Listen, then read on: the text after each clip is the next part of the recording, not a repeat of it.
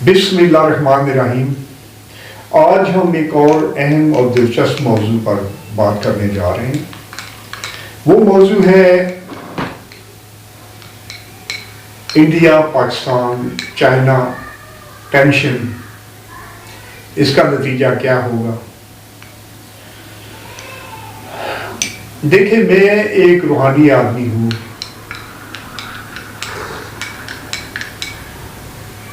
اس موضوع پر بہت سی کتابیں لکھ چکا ہوں۔ مجھے سیاسی موضوعات پر نہیں جانا چاہیے، لیکن انڈیا جو سلوک اقلیتوں کے ساتھ کر رہا ہے، جو اچھوتوں کے ساتھ ہو رہا ہے، جو مسلمانوں کے ساتھ ہو رہا ہے، جو سکھوں کے ساتھ ہو رہا ہے، مجھے اس پر سخت اعتراض ہے۔ کشمیریوں کے ساتھ وہ جو کچھ کر رہے ہیں، اس کے ساتھ ساتھ انڈیا بنا سیکولرزم کے نام پر تھا۔ انہوں نے اس میں وعدہ کیا تھا کہ تمام مذاہب کے لوگوں کو مذہبی آزادی ہوگی، لیکن اب ہندوتا کا نعرہ لگایا جا رہا ہے۔ اس کے بعد مودی سرکار تمام بزنس کو، تمام اداروں کو ملٹی نیشنلز کے حوالے کرنے جا رہی، جس کی وجہ سے سکھوں نے 4 مہینے سے دھرنا دے رکھا ہے۔ اب تو یہ کام بڑھتا جا رہا ہے، اب ہریانہ کے جاٹ بھی اس میں شامل ہو گئے ہیں، لیکن اس سے زیادہ اہم کچھ اور چیزیں ہیں۔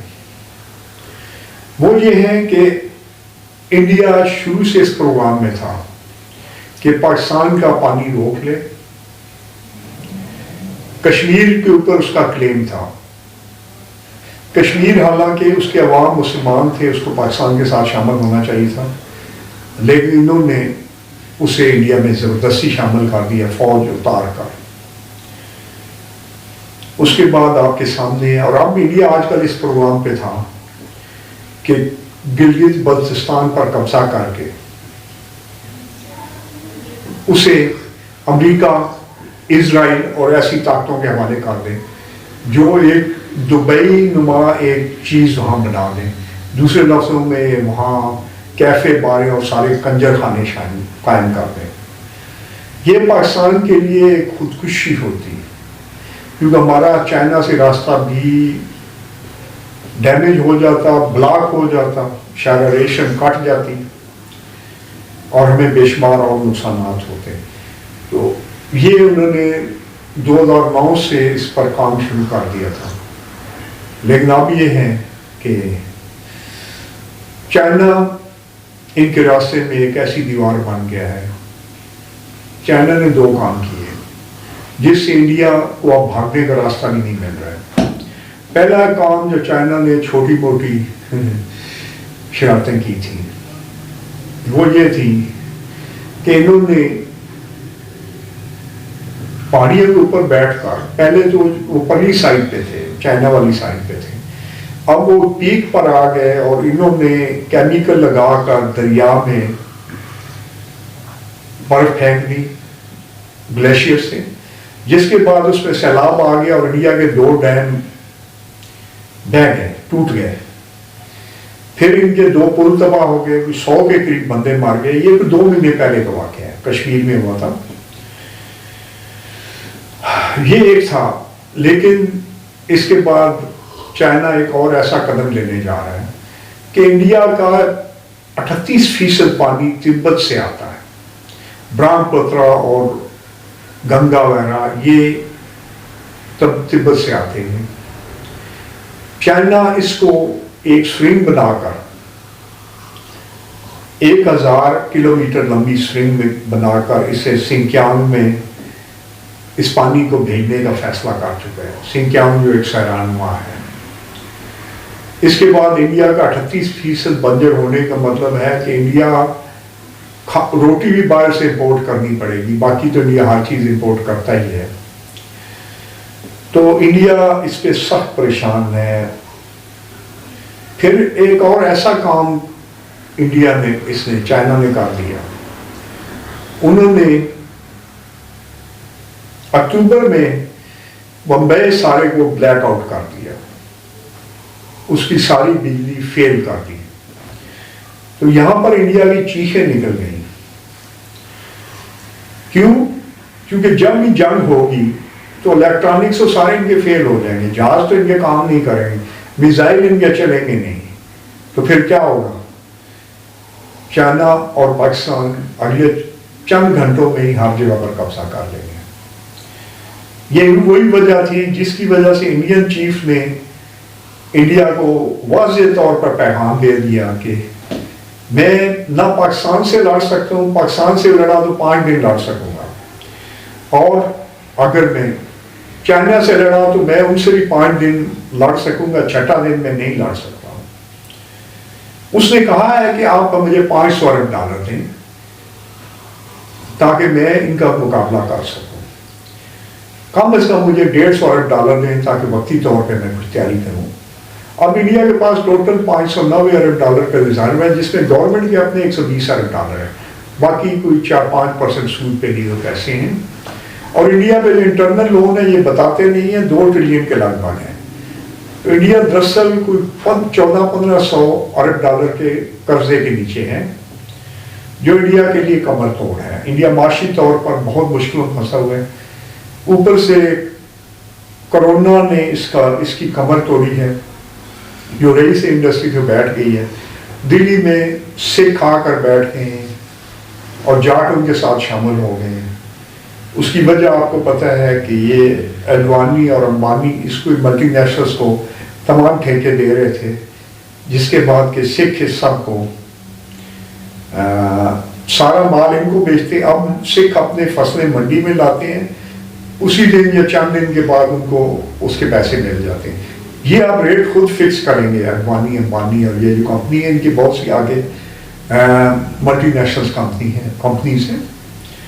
تو یہ ان کے لیے ایک ایسا چنگل تھا جس کے لیے وہ کھڑے ہو گئے، اور انہوں نے کہا ہم کسی قیمت پر بھی یہ برداشت نہیں کریں گے. اب ہریانہ کے جاٹ بھی ان کے ساتھ شامل ہو گئے ہیں.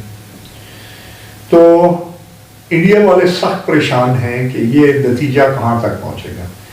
اس کے علاوہ انڈیا کو اور بہت سی مشکلوں کا سامنا ہے. کشمیر میں علیحدہ اس نے بہت زیادہ فوج لگائی ہے. انڈین بارڈر پر، چائنیز بارڈر پر فوج علیحدہ ہے. پاکستان کے بارڈر پر اس کی فوج ہے، مسلسل جھڑپیں ہو رہی ہیں. اور انڈیا نے چونکہ اپنی تمام اقلیتوں کو ناراض کر دیا، 25% سکھ جو فوج میں ہیں وہ اس سے سخت بگڑے ہوئے ہیں. کیونکہ گولڈن ٹیمپل پر 1984 میں جب ٹینک چڑھائے گئے، اندرا گاندھی کی جو عقل مندی بظاہر اس نے کی تھی، جس نے انڈیا کو اسی دن ٹکڑے کرنے کا پہلا سٹیپ سمجھے پورا ہو گیا تھا. مذہبی مسئلے پر لوگ پیچھے نہیں ہٹا کرتے، تو 25% سکھ لڑنے کے لیے تیار نہیں ہے. مسلمان کے ساتھ جو سلوک ہو رہا ہے، مسلمان فوجی بھی لڑنا نہیں چاہتے ہیں. سکھوں کے لیے تو بلکہ پاکستان ان کے لیے مقدس جگہ ہے، کیونکہ بابا گرو نانک صاحب ان کی جنم بھومی ہے. کرتارپور یہاں بن چکا ہے. سکھ جو 25% ہے، مسلمان اور دلت یہ ملا کر کوئی فوج میں 80% بنتے ہیں. تو 80% فوج انڈیا کی مخالف ہے، گورکھے جس میں شامل ہے. 20% کیا لڑے گی؟ جب 5 میں سے 4 فوجی انڈیا کے مخالف ہوں، وہ دشمنوں کی مدد کریں، دشمنوں کو انفارمیشن دیں، گولیاں ہوا میں چلائیں، ٹینک ان کے حوالے کر دیں، جہاز جان کے غلط شوٹ کریں، تو آپ کیسے لڑیں گے؟ اس کے علاوہ انڈیا کو اور بہت سے مسائل شروع ہو چکے ہیں. مثلاً ایک ذاکر نائک صاحب نے بڑا عجیب کام کیا تھا. انہوں نے ایک ایسا کام کیا تھا جس نے انڈیا کی جڑیں ہلا دی. وہ یہ تھا کہ انڈیا میں جو ساؤتھ کے لوگ ہیں وہ تمام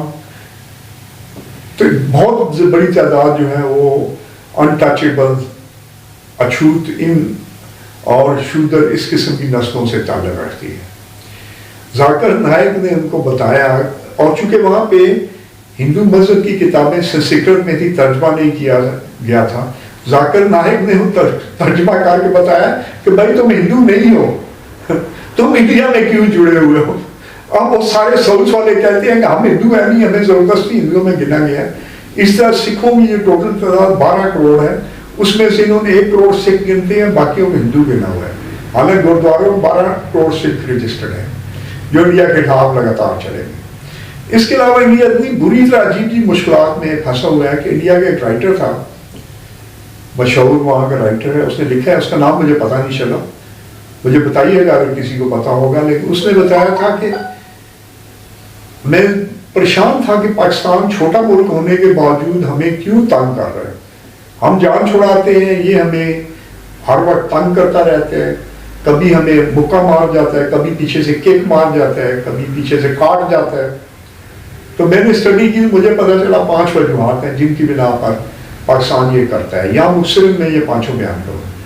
اس نے کہا پہلے تو میرا خیال یہ تھا کہ پاکستان اکیلا ہے، لیکن جب میں نے غور کیا مجھے پتا چلا کہ اس کے ساتھ 57 اسلامی ملک ہیں جو کبھی اس کو تیل فری دے دیتے ہیں، کبھی اس کو پیسے دے دیتے ہیں۔ دوسرا اس نے کہا کہ اس کی ایئر فورس اور میزائل سسٹم ہم سے بہتر ہے۔ تیسرا اس نے کہا جی میں یہ سمجھتا تھا کہ ان کی فوج 6 لاکھ اور ہماری فوج 12 لاکھ ہے، جب میں نے غور کیا تو مجھے پتا چلا ان کی فوج اصل میں 20 کروڑ ہے۔ انڈیا کے خلاف لڑنے کے لیے سارے کے سارے لوگ تیار ہیں، جبکہ ہماری فوج میں سے 80% لوگ بھی لڑنے کے لیے تیار نہیں۔ آگے چلیں، چوتھا اس طرح ہے کہ انڈین فوجی تنخواہ کے لیے لڑتے ہیں اور پاکستانی فوجی شہادت کے لیے لڑتا ہے، تو آپ ان سے کس طرح لڑیں گے؟ اب اگلا 5واں یہ ہے کہ پاکستان کے پاس طالبان موجود ہیں، فوج اسے نہیں مانتی ہے، امریکہ ہمیشہ الزام دیتا رہا کہ آپ کے پاس 2 لاکھ ٹرینڈ طالبان موجود ہیں، لیکن پاکستانی فوج چونکہ اس کی نفی کرتی ہے، اس لیے میں اس پوائنٹ کی نفی کرتا ہوں۔ میں نہیں کہتا ہوں کہ یہ 5 لاکھ جو 2 لاکھ طالبان ہیں یہ کہاں سینٹرل پنجاب میں بھرے ہوئے ہیں، چکوال اور ادھر ادھر بھرے ہوئے ہیں، میں یہ نہیں کہتا ہوں، کیونکہ جو ISI فوج کہہ رہی ہے وہ میں مان رہا ہوں، تو وہ اس سے بڑا سخت ڈرتے ہیں۔ اب اس کے آگے کچھ اور پرابلم ہو گئی ہے کہ افغانستان سے انڈیا کو باہر پھینک دیا گیا، امریکہ وہاں سے اپنی 45 ملکوں کی ایجنسیوں سمیت اور اپنے سارے لاؤ لشکر ساری ٹیکنالوجی سمیت بری طرح مار کھا کے بھاگا ہے۔ اس نے اعلان کیا ابھی جو بائیڈن نے کہ وہ 9 سپتمبر 9/11 سے پہلے یہ خالی کر جائے گا، تو وہ بھی فارغ ہو کر طالبان کیا کریں گے؟ اور ہم نے بھی پچھلے 42 سال پاکستانی قوم نے صرف لڑنا ہی سیکھا ہے، ہر جگہ پر جنگ ہو رہی تھی، اندر دھماکے ہو رہے تھے، باہر دھماکے ہو رہے تھے، تو لڑنا ہے بس، ہمارا کام ہی جب لڑنا ہے تو قوم لڑتی رہے گی، اس کو آتی ایک چیز ہے۔ اور اس چیز کے بارے میں ایک تھوڑا سا پوائنٹ آپ کو بتا دوں کہ کشمیر میں جو کچھ آ رہا ہے اس کے بارے میں محبوبہ مفتی جو وہاں کی سابقہ وزیر اعلیٰ ہیں، انہوں نے بڑا دلچسپ بیان دیا تھا۔ انہوں نے کہا تھا کہ انڈین فوج ہمارے نوجوانوں کو مار رہی ہے، لیکن اسے پتہ ہونا چاہیے کہ اسے شکست ہونی ہے۔ کیوں؟ یہ 1 کو مارے گی 2 آ جائیں گے، 2 کو مارے گی 4 آ جائیں گے۔ ان کی جنگ انسانوں سے نہیں، ان کی جنگ ایک نظریے سے ہے، اور انسان نظریے سے نہیں ہٹا کرتے، یا تو اس سے بہتر نظریہ لے آئے، اسلام سے بہتر تو کوئی نظریہ ہے ہی نہیں موجود دنیا میں۔ تو انڈیا کی شکست کشمیر میں بھی، پنجاب میں بھی، ہر جگہ پر ہے۔ اور انڈیا کا مزاحیہ پہلو یہ ہے کہ انڈیا دنیا کی سب سے بڑی جمہوریت کہلاتا ہے، لیکن اس میں ایک برہمن کو 1000 اچھوتوں اور شودروں پر برتری ہوتی ہے، اور جمہوریت میں ایک اچھوت اور ایک برہمن کے ایک ہی ووٹ ہوتا ہے، تو آپ یا جمہوریت رہے گی یا ہندوازم رہے گا۔ تو انڈیا بہت بڑی مشکلوں میں پھنسا ہوا ہے، بہت زیادہ۔ پاکستان کی بالکل ڈفرینٹ مثال ہے۔ انڈیا اس وقت ایک ڈوبتا ہوا شپ ہے، اس نے بے شمار اور غلط فیصلے کیے۔ یہ روس کا ساتھ چھوڑ کے امریکہ کی طرف چلا گیا، اس کے پاس 70% ٹیکنالوجی جو ہے یہ روس کی ہے۔ اب اس کے فوجیوں کو انڈین ٹیکنالوجی کی پریکٹس بھی نہیں ہے، اور یہ ایسی ایسی بیوقوفیاں کرتا ہے کہ اس نے ابھی تک اپنا کام کا جہاز نہیں بنایا۔ پاکستان جو اپنی ایئر فورس ہے اس میں اپنے جہاز بنا رہا ہے اور ہر سال 2 سال بعد یہ اس ماڈل کو بہتر کرتا آ رہا ہے اور یہ جہاز بیچ بھی رہا ہے. اب انڈیا کے جہاز کوئی بھی نہیں خریدتا ہے. تو انڈیا دن بدن پیچھے جا رہا ہے. پاکستان آگے گوادر پورٹ آپ کے سامنے ہے، آبجیکٹو ہو رہی ہے، اس میں پوری دنیا انویسٹمنٹ کرنے آ رہی ہے. پاکستان کے پاس $180 ٹریلین میں کہہ رہا ہوں، اس سے زیادہ کے معدنیات ہیں. تو پاکستان سونے کی چڑیا بننا بن چکا ہے. صرف تھوڑے سے باشعور لوگ چاہیے، تھوڑے سے جذبے والے لوگ چاہیے جو اسے ٹھیک کر سکیں. تو میں نے مختصراً آپ کو یہ تھوڑی سی انفارمیشن دینے کی کوشش کی ہے. دیکھیں، اگر انڈیا میں غریب کو روٹی مل جاتی، مغرب اور ویسٹ کے لوگوں نے جاپان سمیت اس میں پچھلے 20 سالوں میں $2 ٹریلین انویسٹ کیا. یہ $2 ٹریلین اتنا تھا کہ انڈیا کو چائنا کے مد مقابل کھڑا ہو جانا چاہیے تھا. لیکن آج انڈیا میں غریب کی حالت اتنی بری ہے کہ آپ کے تصور سے بھی بری ہے. غریب کو روٹی بھی نہیں مل رہی ہے. ایک عورت آپ جسم فروشی میں $15 مل جاتی ہے. خدا کا نام مانے، اتنی بڑی لوٹ مار، اتنے بڑے پیسے آنے کے بعد بھی آپ اتنے ہیں کہ آپ لوگوں کو روٹی تک نہیں دے سکے. انسانیت کی اتنی تذلیل ہو رہی ہے. اور انڈیا میں جو غربت ہے، یہ دنیا کی غربت کا سب سے برا حصہ ہے. دنیا میں اس غربت کا تصور ہی نہیں کیا جاتا. افریقہ میں بھی اس کا تصور نہیں ہوتا جو انڈیا کی غربت ہے. اگر آپ جھگیوں اور مختلف ایریوں میں چلے جائیں، پاکستان میں ایسی غربت کا نام و نشان نہیں ہے. ہر آدمی روٹی کھا رہا ہے اور ہر قسم کی لوٹ مار کے باوجود پاکستان پوری طرح ترقی کر رہا ہے. تو اللہ انڈیا کے غریبوں کو بھی عزت کی روٹی دے، یہ میری دعا ہے. ہم پاکستان کے لیے تو لگے ہوئے ہیں. اللہ نے چاہا پاکستان اگلے 3-4 سالوں میں ہی دبئی کے لیول پر آ جائے گا. شاید 1-2 سال اور لگ جائیں، اس سے زیادہ انشاءاللہ نہیں لگیں. آپ کا بہت بہت شکریہ. اور انڈیا میں اگلے 4 سالوں میں ٹوٹنے کا مجھے نظر آ رہا ہے. امکان یہ ہے کہ انڈیا ٹوٹ جائے گا اگلے، کیونکہ ہر طرف سے مخالفتیں ہو رہی ہے. اس نے بگاڑ لیا ہے بنگلہ دیش کے ساتھ. بنگلہ دیش اب پاکستانی ٹینک خرید رہے ہیں. سری لنکا پاکستان کے ساتھ آ چکا ہے. دوسرے جو ملک ہیں وہ تمام بھی اس کے ساتھ، بھوٹان وغیرہ چائنا کی گود میں چلے گئے ہیں. یہ انڈیا کی غلط پالیسیوں کی وجہ سے تھا. تو آپ کا بہت بہت شکریہ. اللہ حافظ.